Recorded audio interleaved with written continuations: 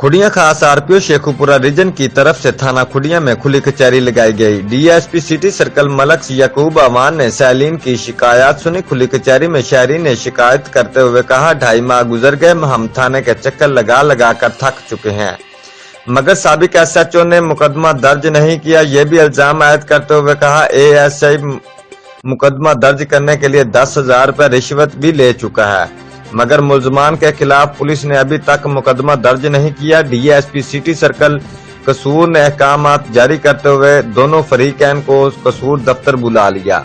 इस मौका पर उन्होंने कहा कि इंसाफ हर शहरी का हक है, जो इसको हर सूरत में फराहम किया जाएगा। रिपोर्ट मार बशारत सिद्दीकी, डिविजनल ब्यूरो चीफ, जियो एक्सप्रेस न्यूज, लाहौर।